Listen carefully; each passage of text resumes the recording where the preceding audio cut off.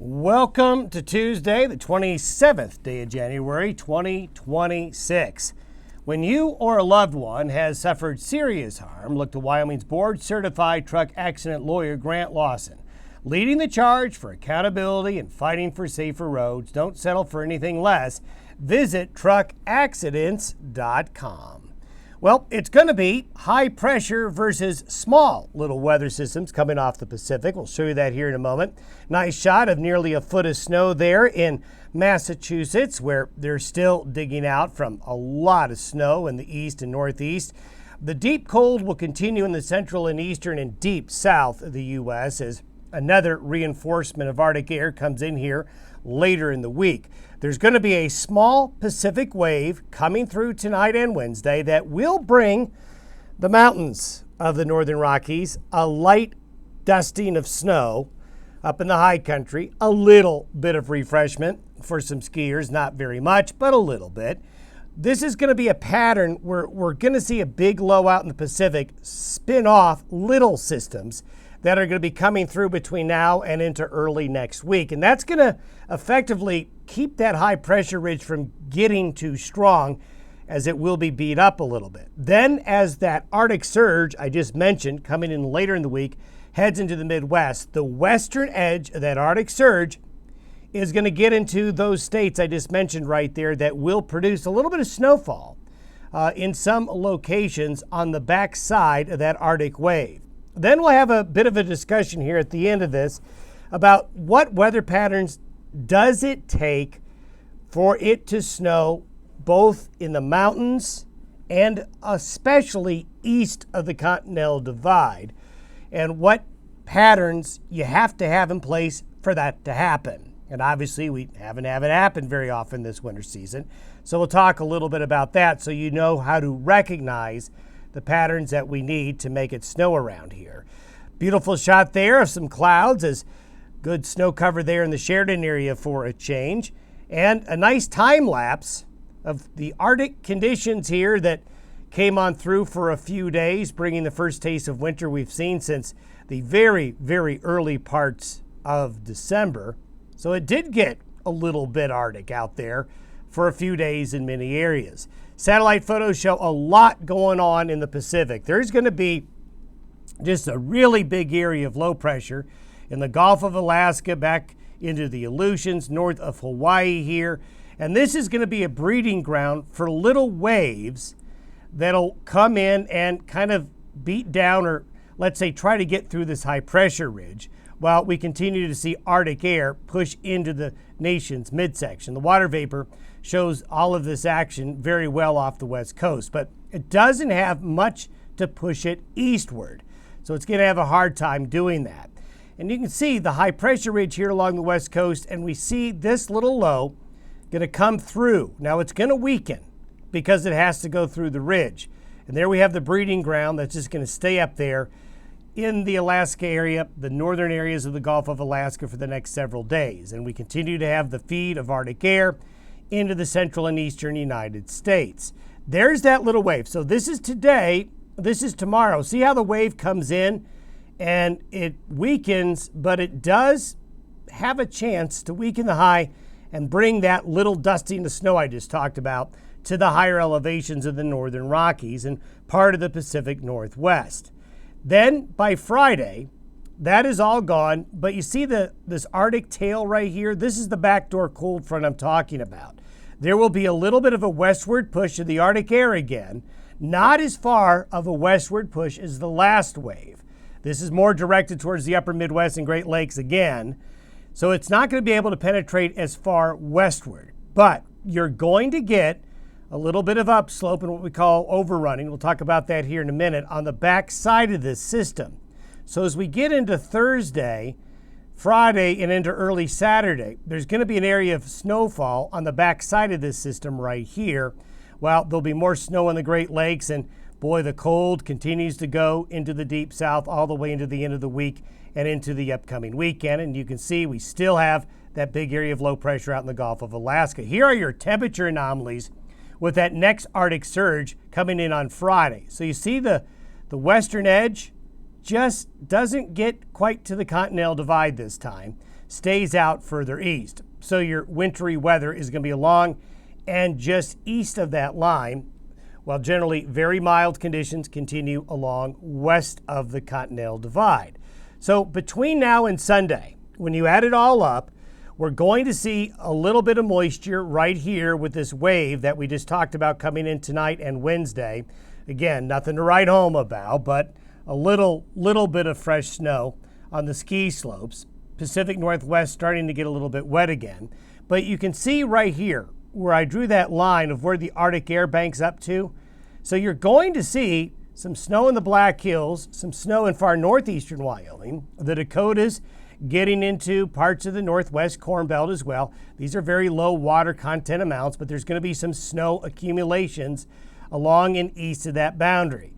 Of course, nothing going to go on in the central and southern Rockies or the desert Southwest with that pattern. And there you can see the snowfall. Again, nothing significant, but there will be some pretty cold temperatures backing in again westward, but they're going to get about to the Black Hills, just a little bit past that, but not much further west. Then as we get into next week, we talked about this system up here spitting off other little lows that will attack the high. So here it goes again. There's another wave coming in, pushing against and making this way through the high. This is going to be a little stronger. So as we get into late Monday, Tuesday, Wednesday of next week, we may see this area of low pressure try to form a little bit more towards the central Rockies. And there it is by noontime, roughly on Tuesday. So it gets through the high builds in behind it, but that high building in behind it actually creates a little bit of a cyclonic flow here. So we'll just watch that. That system may produce a little bit of weather in the central Rockies as it comes through. There's your feeder of these little systems coming on through, but this low here will maintain this high here, even though systems are going to want to come on by. But notice we're starting to see some movement of things. The Arctic air starts to leave the central and eastern United States and go up into the North Atlantic. So once this moves, this starts to make room for other movement further westward. Kind of what we were hinting at and showing you that yesterday. But that's all beyond the forecast period of 7 days. So I want to talk a little bit about what does it take to produce precipitation. And we just had a really good example of overrunning. We're going to talk about overrunning, orographic precipitation, and upslope precipitation, because those are the three, overrunning, orographic, and upslope, that makes it precipitate in the western United States. Now, over the weekend, we had a classic situation of overrunning where Arctic air, just a big, deep Arctic air mass, came out of Canada. You get high pressure around it, and you get a big push of Arctic air coming in, as represented by those blue lines. The counterclockwise flow around the low draws moisture and warmer air up. And then we had this big battleground right here where we had heavy precipitation of rain, freezing rain and sleet, then where the air got colder, snow. So overrunning is where you physically push one air mass of one property over another air mass of another property. The property of cold air is that cold air is more dense, so cold air goes to the ground. It's like, think of cold air as like water in a river system. It's always going to go to the lowest point of gravity, cold air will. Warmer air is less dense, so it goes up and over the colder air. And you have to have the atmosphere go up to make precipitation and clouds. Sinking air does nothing. Sinking air causes clear skies, fair weather conditions. The air has to have a vertical component to it. So when the air is forced up and over the colder, denser air, you get this pattern. So the cold air is more dense. The warm air has to go above it. And there you get your snow, your basically your gradient here of rain to freezing rain to sleet to snow. So the warm air is forced over the cold air. Now, overrunning will take place in the Rockies and the high plains. And we tend to see it, but we need a different configuration. We need the configuration of the high to be further west into northwest Montana, and then a Great Basin low. Then we get the counterclockwise circulation around the low. That brings this vector of green, precipitation, and the vector of red, warm, over, okay, the cold air boundary that packs up against the Rockies. In fact, the best way and the most, let's say the most confident way to make it snow in the plains along and east of the Rockies in the winter is an overrunning event. When you get a push of Arctic air coming down out of Canada, but further westward, so that air gets piled up against the Front Range and the high plains, then the moisture comes up around it. We really have not had this set up, at least anything that has lasted more than a few hours, to where this took place. To some extent, we had a little bit of this with a couple of Arctic surges that we had this weekend, but the placement of everything was too far east. But overrunning precipitation, when you get a low in the Great Basin and a high in Montana, that's when the overrunning in the Rockies and the high plains east of the divide can really get going. And it can really snow a lot in these overrunning situations. But we just haven't had this. We just haven't had the lows come into the Great Basin to form that. So orographic precipitation, this is where you get the windward precipitation that comes into the Pacific, comes into the West Coast, and comes in the Rockies. And I talked about the air having to be forced up. So when you force air up terrain, you make clouds and precipitation if moisture is available. But then you get a descent. You get sinking air. Remember, sinking air does nothing other than give you a Chinook. It brings warmer, drier conditions. So this is a very easy way to make it precipitate. Literally, you're just forcing the atmosphere to go up because it hits a big barrier. It hits mountains. And this is where you get the bigger precipitation for California. This is where you get the bigger precipitation into the Great Basin. You're just forcing air up into the Sierras, into the Cascades, the Basin and Range Mountains. This is where the Wasatch does very well. The mountains of northern Arizona does very well. And to some extent into the mountains of Colorado in the upper basins there, western areas of Wyoming, northwest areas of Montana. Notice the circles don't go out into the plains. Why? Because once you get east of the mountains, the air sinks. And we had a situation that was like this in December for a while, where California got tons of precipitation, and we did see some good snows. Back up here, a little bit into Colorado, a lot of the storms peter out. The snow that's on the ground in the Wasatch right now is from December, and same for the Arizona mountains as well. But east of the Continental Divide, if you're east of the mountains, the I-25 corridor, the Front Range, that gives you sinking motions. That gives you downslope. That gives you sort of a permanent situation where you can't make the air go up because the air is going down east of the mountains. So what you have to have is the right configuration of systems, and we just haven't had it this winter. And when we've had it, it's been very, very brief. That's why I talk a lot about where the high needs to be, where the lows need to be to make it snow around here. And if we take a look at a good idealized graphic here from the National Weather Service in Boulder, you know, this gives you a good indication that when you're east of the mountains and you're forcing the air up, it's the same thing that happens with the graphic I just showed you when the winds are west to east. But you got to get an easterly flow to get that upslope going. And this is when this happens. We call this the Four Corners low situation, to where you get a deep low in the Great Basin. We talked about the high being in the eastern Pacific. That's what you need. And when you match up the circulations clockwise around the high, counterclockwise around the low, you're converging different air masses. You're converging a cold air mass coming in from the north. You're bringing higher humidity air in, the green arrows, from the Gulf and the plains, and you're also bringing warmer air from the deserts into the mix.